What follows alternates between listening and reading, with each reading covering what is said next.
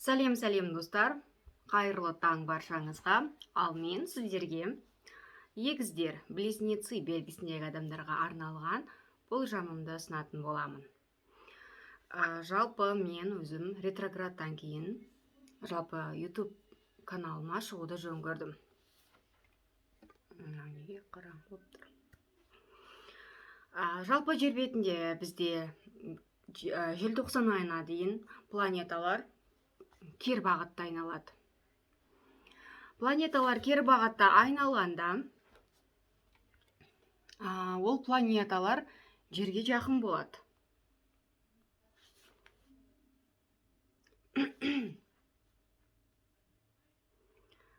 Планеталар жерге жақын болған кезде адамдар өте агрессивті болады, депрессия көп болады адамдарда. Неге анық емес? Адамдарда депрессия өте көп болады. Сол себептен өзіңізге ұнайтын бір курсты сатып алыңыз. Сол курсты өзіңіз оқыңыз, зерттеңіз, сол арқылы өзіңіз ақша тапсаңыз болады.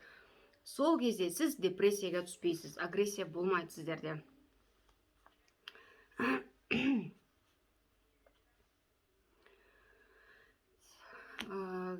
Егіздер, сіздерде бір құжат мәселесі бір ұзаққа созылайын деп отыр, бір қараша айына дейін созылады. Шет елге сапармен баруыңыз мүмкін маусым айында. Шет тіліне қызығушылығыңыз қатты артады. Жалпы 2011 жылы достарыңызға, командада, жұмыс жасайтын мекемеңізде қандай да өзгерістер болса, соған ұқсас жағдай орын алады. Шет елден мүмкін сыйлық алуыңыз ықтимал. Шет елдің адамдарымен, немесе басқа ұлттың адамдарымен таныса аласыздар. Немесе онлайн танысу болады. Күтпеген жерден ақша жаратасыз.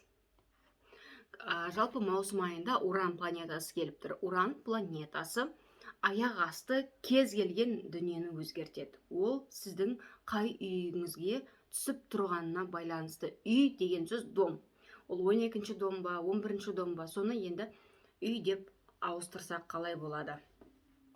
Жалпы қалай қарайсыздар? Соны комментарийға жазып отырыңыздар. Елдерге көмек бересіздер.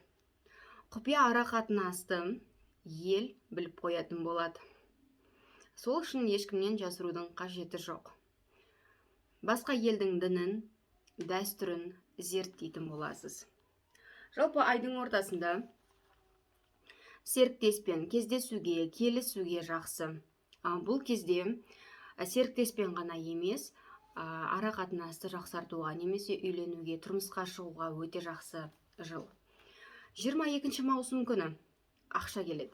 22 маусым күні, яғни дәл осы күні емес, плюс-минус бір 2 күн ары, 2 күн бері болуы мүмкін.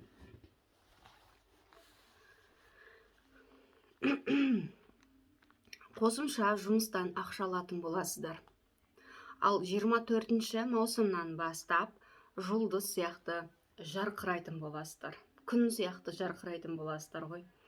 Әдемі көрінесіздер, елдерге ұнайтын боласыздар. Егер жұмысыңыз онлайн, әлеуметтік желіде болатын болса, өзіңізді таныстырыңыз. Елдер сізді міндетті түрде байқайтын болады.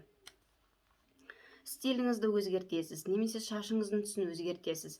22 маусымнан бастап жұмыстарыңызда, білім алуда,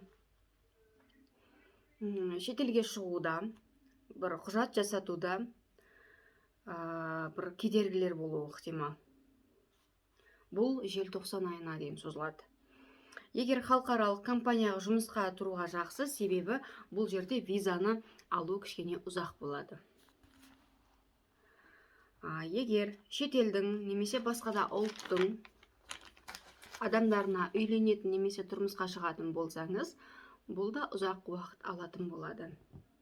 Егер маусым айында жұмыста дәрежем өседі деп күтетін болсаңыз, ол болмайды. Себебі Сатурн бізде маусым айында кері бағытта айналады. Кері бағытта айналған кезде Сатурн бізде жұмысты білдіреді. Жұмыс жағында кішкене кедергі болады. Дәрежеңіз өсуін бір желтоқсан айында бір күтсеңіз болады. жалпы бала көтеруге жақсы. Басқа үйге көшуге, егер басқа үйге көшемін десеңіз, бұл да желтоқсан айына дейін созылады. 29 маусым күні жаңа ай туады. Қосымша жұмыстан ақша аласыздар, қалай ақшаны көп тапсам деген идея келеді. Жаңа профессияны оқып аласыздар. Жаңа айда ақшаңыз ай сияқты өсетін болады. Ал менің егер сіздерге прогнозым ұнап жатса, лайк басуды ұмытпаңыздар. Сау болыңыздар, бар болыңыздар.